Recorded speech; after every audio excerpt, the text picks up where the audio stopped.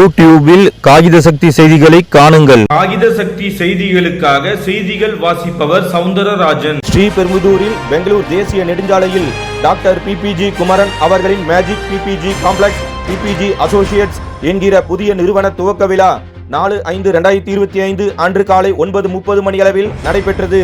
இவ்விழாவில் அதிமுக முன்னாள் அமைச்சரும் காஞ்சிபுரம் மாவட்ட கழக செயலாளருமான வி சோமசுந்தரம் அவர்கள் சிறப்பு அழைப்பாளராக வருகை தந்து சிறப்பித்து அலுவலகத்தை பார்வையிட்டு இதன் உரிமையாளரும் நிர்வாக இயக்குநரும் அதிமுக காஞ்சிபுரம் மாவட்ட மகளிர் அணி இணை செயலாளருமான பிபிஜி பிரசிதா குமரன் அவர்களை வாழ்த்தினார்.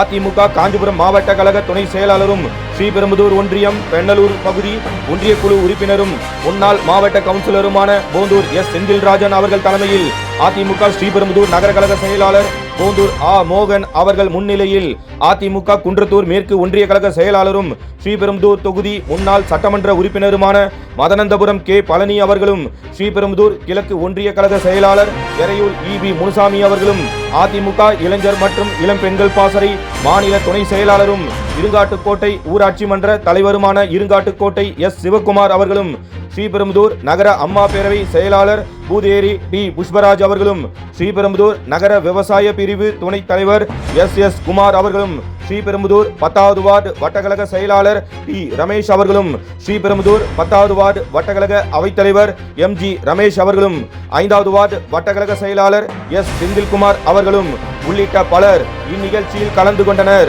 மேலும் இந்நிகழ்ச்சியில் தொழிலதிபர்கள் முக்கிய பிரமுகர்கள் உள்ளிட்ட பலர் கலந்து கொண்டு சிறப்பித்தனர். இந்நிகழ்ச்சிக்கு வருகை தந்த அனைவரையும் பிபிஜி அசோசியேட்ஸ் அலுவலக முதன்மை நிர்வாகிகள் மற்றும் அனைத்து நிலை பணியாளர்கள் அன்புடன் வரவேற்றனர்.